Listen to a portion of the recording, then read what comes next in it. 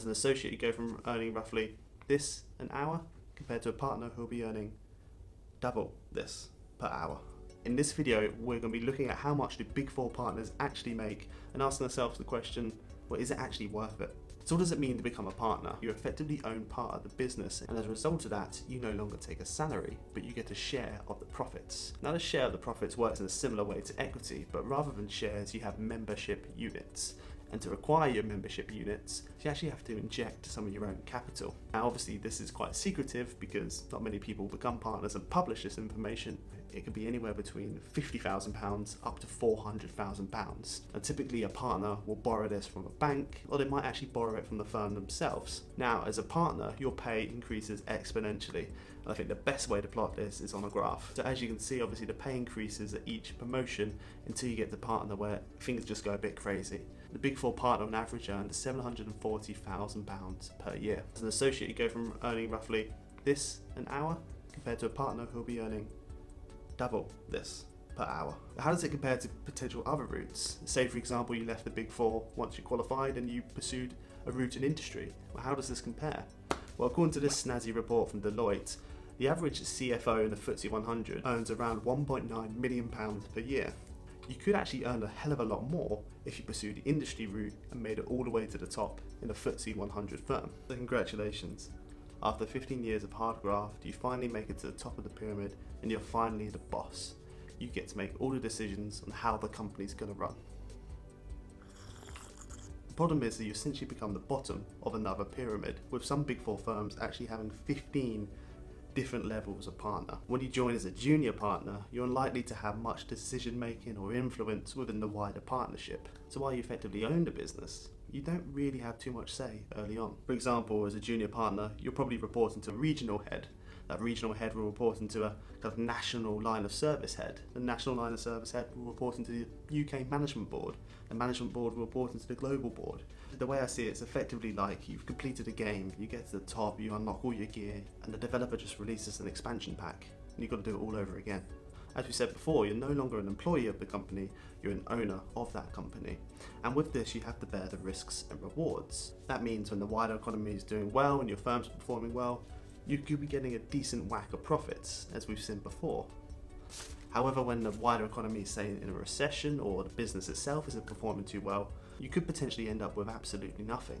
The past couple of years, the audit industry has been under immense scrutiny from MPs and various other stakeholders due to a number of accounting scandals. Last year, the heads of EY, KPMG, PwC and Deloitte were brought in front of the UK Parliament to answer questions from MPs in regards to audit quality.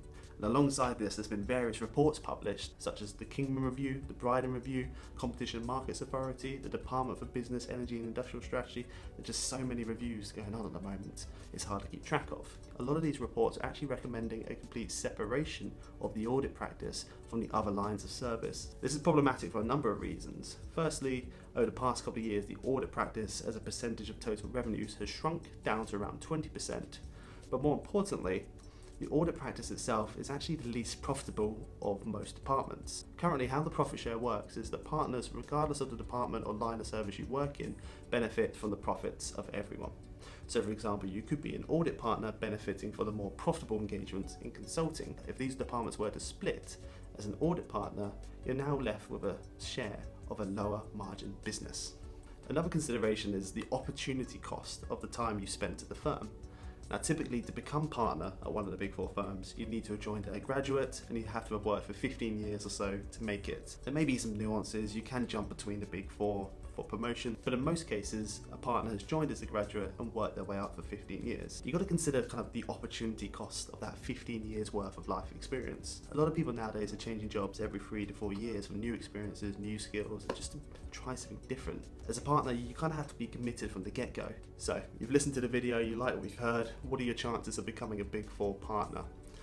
So just to get into the door at one of the Big Four firms, they typically offer around 1,000 graduate places per year. And for this, they typically have around 50,000 applicants. So you're looking at a 2% chance of just getting in the door. Once you're in the door, you're obviously at the bottom of that pyramid as an associate, trying to work your way all the way to the top. To give you a bit of context, in the UK, there's around 24,000 members of staff at PwC and around 900 partners. If you look at the intakes, it takes around 50 people to get one partner. So your odds of making it all the way to the top are 1 to 2%.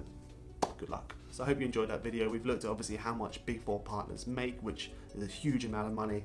And also we looked at, well, is it really worth it? And it's going to be a personal choice. It's going to be up to you depending on what your ambitions are.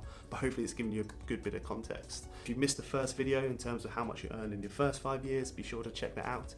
I've just launched a new website. Well, launched might be a bit premature, but I will be launching a new website, kind of insider knowledge on how to get into the Big Four, how to perform well at the Big Four, and general graduate scheme tips. Should be a link, I don't know where it's going to be, it should be a link around here somewhere, so go check it out.